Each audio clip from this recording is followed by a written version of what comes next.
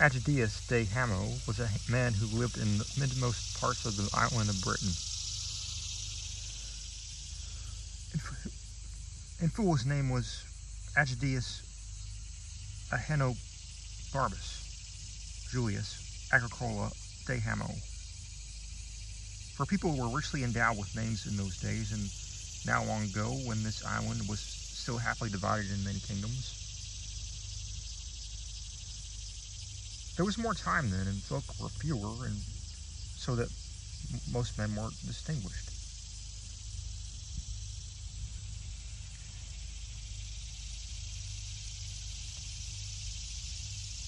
However, those days are now over, so I will, in what follows, give the name of the man shortly, in the vulgar form.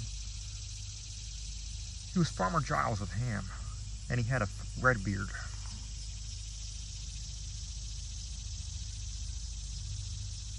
Ham was only a village, and villages were proud and independent still in those days. Farmer Giles had a dog. The dog's name was Garm. Dogs had to be content with short names in the vernacular. The book Latin was reserved for their betters. Garm could not talk even dog Latin, but he could use the vulgar tongue, as could most dogs of his day, either to bully or to brag or to wheedle in.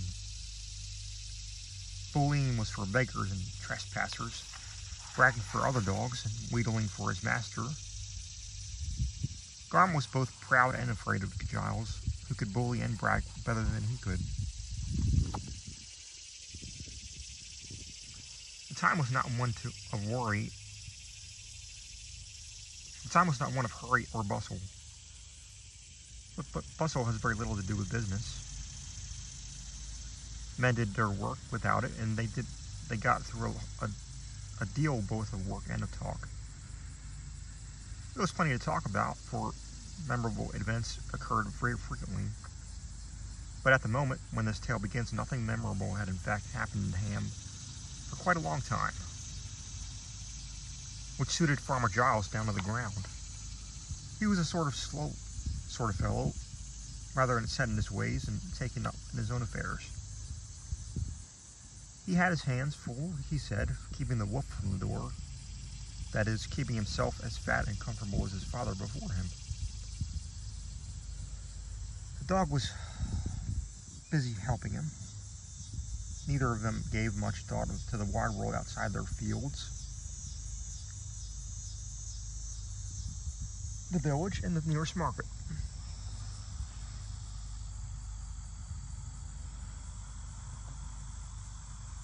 But the wide world was there, the forest was not far off, and yet away west and north were the wild hills and the dubious marches of the mountain country. And among other things, still at large, there were giants, rude and uncultured folk, and troublesome at times. There was one giant in particular, larger and more stupid than his fellows. I find no mention of his names in the histories, but it does not matter. He was very large.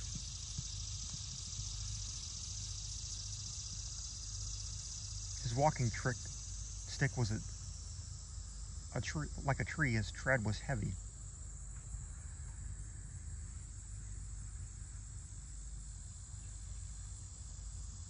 He brushed elms aside like tall grasses, and he was the ruin of roads and the desolation of gardens, for his great feet made holes in them as deep as wells. If he stumbled into a house, that was the end of it.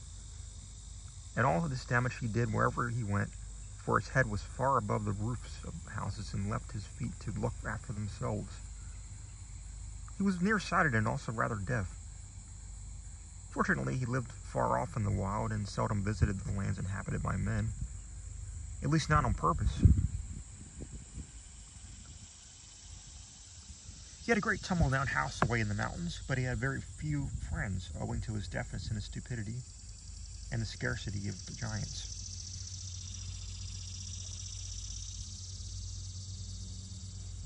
He used to go walking out on the wild hills and in the empty regions at the feet of the mountains all by himself. One fine summer's day, this giant went out for a walk and wandered aimlessly along, doing a great deal of damage in the woods. Suddenly he noticed that the sun was setting,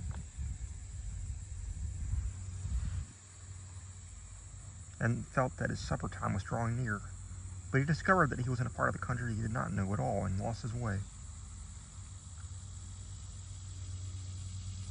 Making a wrong guess at the right direction, he walked and walked until it was dark night.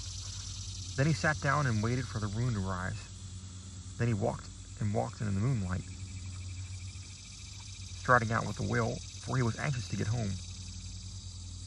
Then he left his best copper pot on the fire and feared that the bottom would be burned.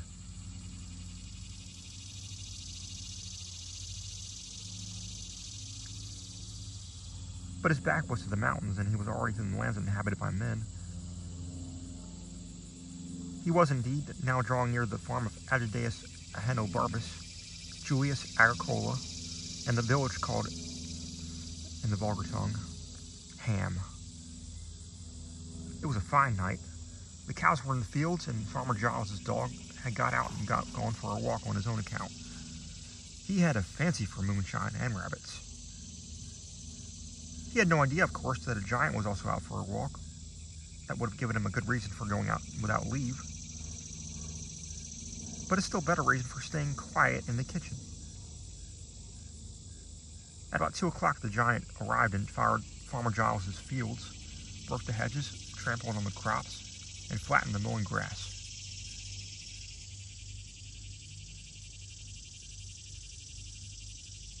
In 5 minutes, he had done more damage than the royal fox hunt could have done in 5 days.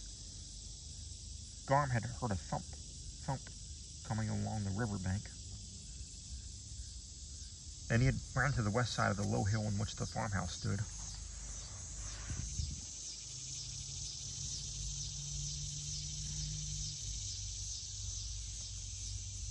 Just to see what was happening. Suddenly he saw the giant stride right across the river and tread upon Galathea, the farmer's favorite cow, squashing the poor beast as flat as the farmer could have squashed a black beetle.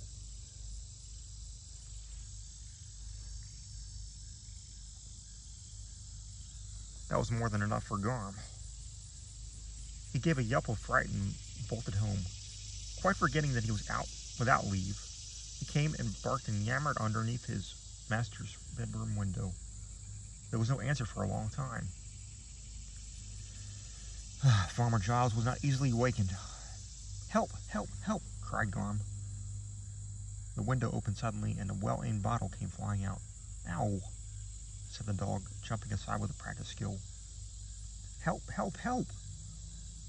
Out popped the farmer's head. "Drat you, dog! What be you a-doing?" said he. "Nothing," said the dog. "I'll give you nothing. I'll flay the skin off you in the morning," said the farmer, slamming the window.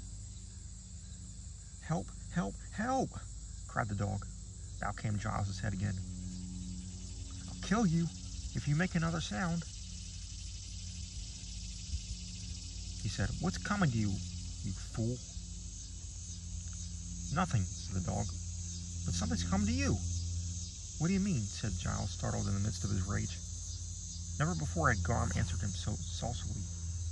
"There's a giant in your fields, an enormous giant, and he's coming this way," said the dog. "Help! Help! He is trampling on her sheep. He has stamped on poor Galathea, and she's as flat as a doormat. Help! Help! He's bursting all your hedges, and he's crushing all your crops. You must be bold and quick, master, or you will soon have nothing left. Help!" Garm began to howl. "Shut up," said the farmer, and he shut the window. "Lord of mercy," he said to himself, and though the night was warm, he shivered and shook. "Get back to bed and don't be a fool," said his wife, "and drown that dog in the morning. There is no call to believe what a dog says. They'll tell any tale when caught truant in ore thieving." "Maybe, Agatha," said he, "and maybe not. But there's something going on in my fields, or Garm's a rabbit. That dog was frightened, and why should he come yammering in the night when he could sneak in at the back door with milk in the morning?" "Don't stand there arguing," she said. said she, if you believe the dog and take his advice, be bold and quick. Easier said than done, answered Giles. For indeed he believed quite half of Garm's tale. In the small hours of the night, giants seemed less unlikely.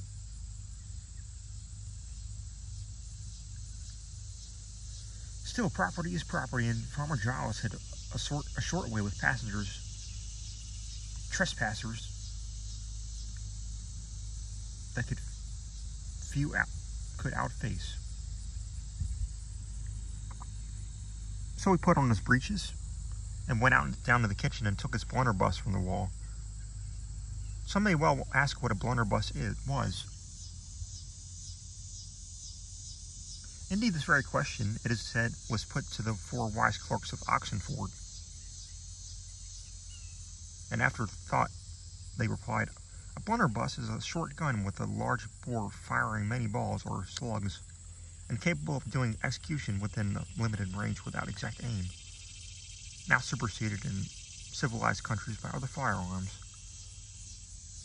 However, Farmer Giles' blunderbuss had a wide mouth that opened like a horn, and it did not fire balls or slugs, but anything that he could spare to stuff in.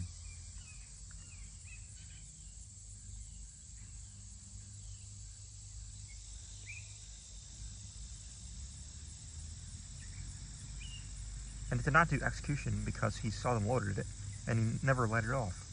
The sight of it usually was enough for his purpose. And this country was not yet civilized, for the blunderbuss was not superseded. It was indeed the only kind of gun there was, and rare at that. People preferred bows and arrows and used gunpowder mostly for fireworks. Yet, well then, Farmer Giles took down the blunderbuss and he put in a good charge of powder just in case extreme measures should be required. And into the wide mouth he stuffed old nails and bits of wire, pieces of broken pot, bones, and stones, and other rubbish. Then he drew out his top boots and his overcoat, and he went out through the kitchen garden. The moon was low behind him, and he could see nothing worse than the long black shadows of bushes and trees. But he could hear a dreadful stumping coming from the side of the hill. He did not feel either bold or quick, whatever Agatha might say, but he was more anxious about his property than his skin. So feeling a bit loose about the belt, he walked toward the brow of the hill. Suddenly up over the edge of it, the giant's face appeared, pale in the moonlight, which glittered in his large round eyes. His feet were still far below, making holes in the fields. The moon dazzled the giant, and he did not see the farmer, but Farmer Giles saw him, and he was scared out of his wits. He pulled the trigger without thinking, and the blunderbuss went off with a staggering bang. By luck, it was pointed more or less at the giant's large, ugly face. Out flew the rubbish and the stones and the bones and the bits of crock and wire and half a dozen nails. And since the range was indeed limited by chance and no choice of the farmers, many of these things struck the giant. A piece of pot went in his eye, and a large nail stuck in his nose. "Blast it," said the giant in his vulgar fashion. "I'm stung."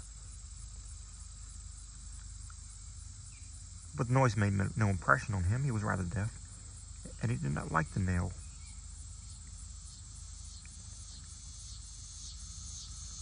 It was a long time since he met any insect fierce enough to pierce his thick skin, but he heard that away in the east in the fence there were dragonflies that could bite like hot pincers.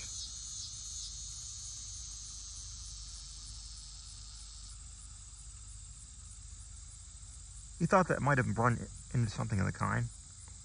"Nasty, unhealthy parts, evidently," said he. "I shan't go any further this way tonight." So he picked up a couple of sheep off the hillside to eat when he got home, and he went back over the river, making off about northwest at a great pace. He found his way home again, in the end, for he was at last going in the right direction. But the bottom was burned off his copper pot.